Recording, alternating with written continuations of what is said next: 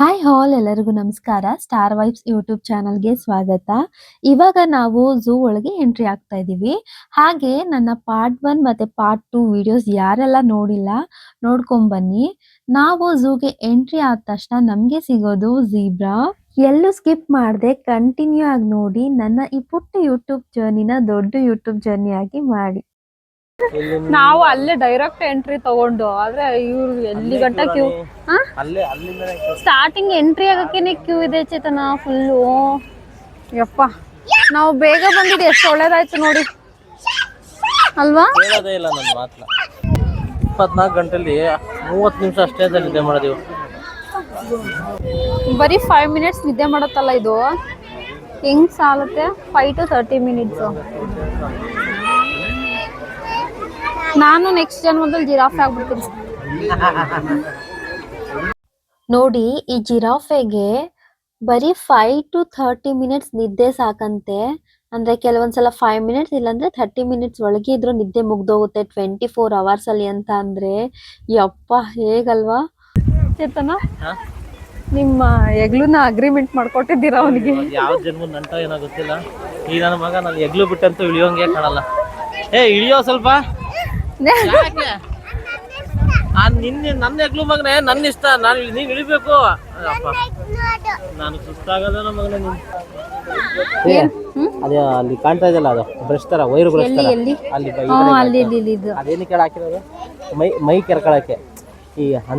ಈ ಹಸುಗಳು ಎಲ್ಲ ಇಲ್ಲಿ ಗೋಡೆ ತಿರ್ಕೋತವೆ. ಇಲ್ಲಿ ಗೋಡೆ ಇಲ್ವಲ್ಲ ಅದಕ್ಕೆ ಮರ ಇದೆಯಲ್ಲ ಅದ್ರಕ್ಕಿಂತ ಬ್ರಷ್ಗಿಂತ ಬೇಕಾ ಮರ ರೈಸ್ ಇರುತ್ತೆ ಅದು ರಫ್ ಇರುತ್ತೆ.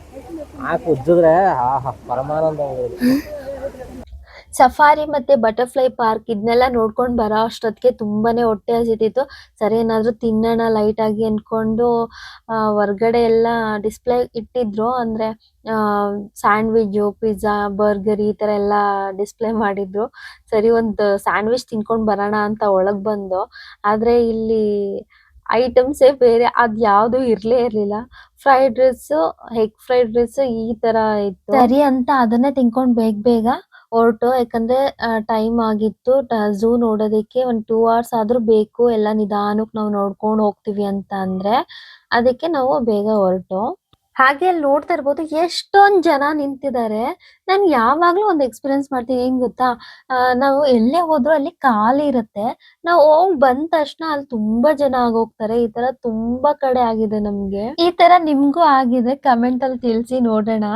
ಇವಾಗ ನಾವು ಟೈಗರ್ ನೋಡ್ತಾ ಇದೀವಿ. ಹಾಗೆ ಎಷ್ಟು ಡಿಫ್ರೆನ್ಸ್ ಇದೆ ಅಂದ್ರೆ ಈಗ ಸಫಾರಿಗೂ ಇಲ್ಲಿ ಝೂ ಒಳಗ್ ಬಂದ್ ನೋಡ್ತಾ ಇರೋದಕ್ಕೂ ಎಲ್ಲಾ ಪ್ರಾಣಿಗಳನ್ನ ಇಲ್ಲಿ ಕೇಜಲ್ಲಿ ಹಾಕಿದ್ದಾರೆ. ಆದ್ರೆ ನಾವು ಸಫಾರಿಗೆ ಹೋದಾಗ ನಾವು ಕೇಜಲ್ಲಿ ಇದ್ದೋ. ಇದೆ ಅಲ್ವಾ ಡಿಫ್ರೆನ್ಸ್. ಈ ಕೋತಿಗಳನ್ನ ನೋಡ್ತಾ ಇರ್ಬೋದು ತಲೆನ ಹೆಂಗ್ ನೋಡ್ತಿದೆ ಅಂತ. ನಮ್ಮ ಮಮ್ಮಿ ಹೇಳ್ತಾ ಇದ್ರು ಅವ್ರ ಚೈಲ್ಡ್ಹುಡ್ ಮೆಮೊರೀಸ್‌ನ. ಯಾರೋ ಒಬ್ರು ಕರ್ಕೊಂಡ್ ಬರ್ತಿದ್ರಂತೆ ಕೋತಿಗಳನ್ನೆಲ್ಲ. ಅದೆಲ್ಲ ಬಂದು ಇವ್ರ ತಲೆ ಎಲ್ಲ ನೋಡ್ತಿತ್ತಂತೆ. ಎಲ್ಲ ಕ್ಲೀನ್ ಮಾಡ್ಬಿಟ್ಟು ಹೋಗ್ತಿತ್ತಂತೆ. ಅವ್ರ ಚೈಲ್ಡ್ಹುಡ್ ಮೆಮೊರೀಸ್‌ನೆಲ್ಲ ನಮ್ಮ ಹತ್ರ ಶೇರ್ ಮಾಡಿದ್ರು. ಹಾಗೆ ಆಮೆ ನೋಡಿ ಎಲ್ಲಾ ಆಮೆಗಳುನು ಅಷ್ಟೇ ತಲೆನ ಈಚೆ ಬಿಟ್ಟಿದೆ. ಯಪ್ಪ ಒಂದು ಅಲ್ಲಾಡ್ತಾ ಇಲ್ಲ. ಒಳ್ಳೆ ಸ್ಟ್ಯಾಚ್ಯೂ ತರ ಇತ್ತು. ಹಾಗೆ ಫಸ್ಟ್ ಟೈಮ್ ನಾನು ಇಷ್ಟು ದೊಡ್ಡ ಸ್ನೇಕ್ ಅದು ಮೂವ್‌ಮೆಂಟ್ ಅಲ್ಲಿ ನೋಡ್ತಾ ಇರೋದು. ಅನಿಮಲ್ಸ್ ಎಲ್ಲ ನೋಡಾಯ್ತು. ಸರಿ ಈಗ ಶಾಪಿಂಗ್ ಮಾಡೋಣ ಅಂತ ಈಗ ಶಾಪಿಂಗ್ ಬಂದಿದೀವಿ. ಅಪ್ಪುಗಂತೂ ಯಾವ್ದೇ ಹೊಸಾದ್ ಕಂಡ್ರುನು ಅದ್ ಒಂದ್ ಎತ್ಕೊಂತಾನೆ. ಇನ್ನೇನ್ ಬಿಲ್ ಮಾಡಿಸ್ಬೇಕು ಅನ್ನೋಷ್ಟ್ರಲ್ಲಿ ಮತ್ತೆ ಚೇಂಜ್ ಮಾಡ್ತಾನೆ. ನಂಗೆ ಅದ್ ಬೇಡ ಇದ್ ಬೇಕು, ಇದ್ ಬೇಡ ಅದ್ ಬೇಕು ಅನ್ಕೊಂಡು. ಸರಿ ನೀನ್ ನೋಡ್ತಾ ಇರು ಅಂತ ಅನ್ಕೊಂಡು ನಾನು ಸ್ವಲ್ಪ ಶಾಪಿಂಗ್ ಮಾಡ್ತಾ ಇದ್ದೆ. ಅಪ್ಪುಗೆ ಕೆಲವೊಂದ್ ಹ್ಯಾಟ್‌ಗಳು ಬೇಕಿತ್ತು. ಸರಿ ಸೆಲೆಕ್ಟ್ ಮಾಡೋಣ ಅಂತ ತಗೊಂತಾ ಇದ್ದೆ. ಹಾಗೆ ನಾನು ಹೋಗಿದ್ ಕಡೆ ಏನಾದ್ರು ಒಂದು ಯೂನಿಕ್ ವಸ್ತುನ ತಗೊಬಂದು ಇಟ್ಕೊಂತೀನಿ. ನನ್ಗಿಷ್ಟ ಆಗಿರೋಂಥ ವಸ್ತುನ ಈ ಜಾಗದಿಂದ ತಂದು ಅಂತ. ಹಾಗೆ ಝೂಲ್ ತುಂಬಾ ಓಡಾಡಿ ಸುಸ್ತಾಗಿತ್ತು. ಸರಿ ಅಂತ ಏನಾದ್ರು ಸ್ನಾಕ್ಸ್ ತಗೊಂಡ್ ಹೋಗೋಣ ಅನ್ಕೊಂಡು ಸ್ನಾಕ್ಸ್ ತಗೊಂಡು ಪಾರ್ಕಿಗೆ ಬಂದು ಸ್ವಲ್ಪ ಗೇಮ್ಸ್ ಎಲ್ಲ ಆಟ ಆಡ್ಸ್ಕೊಂಡು ಇವ್ನಿಗೆ ಒಂದ್ ಸ್ವಲ್ಪ ರೆಸ್ಟ್ ಮಾಡಿ ಆಮೇಲೆ ಹೋಗೋಣ ಮನೆಗೆ. ಇಲ್ಲಂತೂ ಮಕ್ಳಿಗೆ ಬೋರೇ ಆಗಲ್ಲ. ಯಾಕಂದ್ರೆ ಎಲ್ಲಿ ಹೋದ್ರು ಪ್ಲೇ ಏರಿಯಾ ಅನ್ನೋದು ಇದ್ದೇ ಇರುತ್ತೆ ಮಕ್ಳಿಗೆ. ಎಲ್ಲೋದ್ರು ಆಟ ಆಡಕ್ ನಿಂತ್ಕೊಬಿಡ್ತಾರೆ. ಅಲ್ಲಿಂದ ಕರ್ಕೊಂಡ್ ಬರೋದೇ ಒಂದ್ ದೊಡ್ಡ ಟಾಸ್ಕ್ ಆಗಿರತ್ತೆ ಅಪ್ಪ ಅಮ್ಮಂದಿಗೆ. ಸರಿ ಹೊರಡೋಣ ಅಂತ ಬಂದು ಪಾರ್ಕಿಂಗ್ ನೋಡ್ತಿರ್ಬೋದು ಎಲ್ಲ ಫುಲ್ ಆಗ್ಬಿಟ್ಟಿದೆ.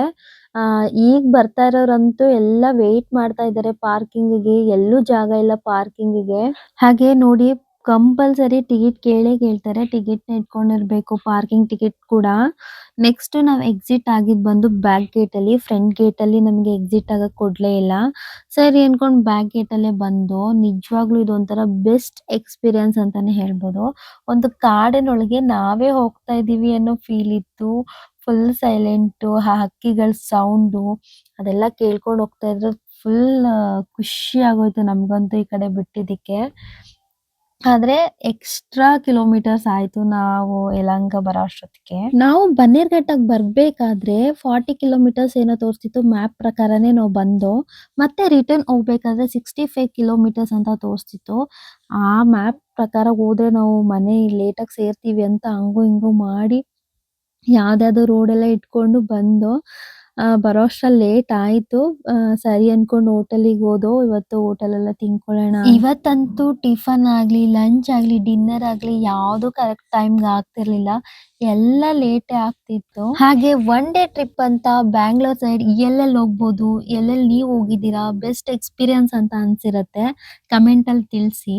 ನೀವ್ ತಿಳಿಸೋದ್ರಿಂದ ನಾವು ಆ ಪ್ಲೇಸಸ್‌ನೆಲ್ಲ ನೋಡ್ಬೋದು, ಹೋಗ್ಬೋದು ಆ ಪ್ಲೇಸಸ್‌ಗೆಲ್ಲ. ಸೊ ಫ್ರೆಂಡ್ಸ್, ಇದಾಗಿತ್ತು ಇವತ್ತಿನ ವ್ಲಾಗ್. ನೀವೆಲ್ಲ ಇಷ್ಟಪಟ್ಟಿದ್ರೆ ಲೈಕ್ ಮಾಡಿ, ಶೇರ್ ಮಾಡಿ, ಹಾಗೆ ಕಮೆಂಟಲ್ಲಿ ನಿಮ್ಮ ಅನಿಸಿಕೆನ ಮರೀದೆ ತಿಳಿಸಿ. ಹಾಗೆ ನನ್ನ ಈ ಪುಟ್ಟ ಯೂಟ್ಯೂಬ್ ಜರ್ನಿನ ದೊಡ್ಡ ಯೂಟ್ಯೂಬ್ ಜರ್ನಿ ಮಾಡೋದು ನಿಮ್ಮ ಜವಾಬ್ದಾರಿ ಅಂತ ಹೇಳ್ತಾ ಬನ್ನಿ ಈ ವಿಡಿಯೋನ ಇಲ್ಲಿಗೆ ಎಂಡ್ ಮಾಡೋಣ.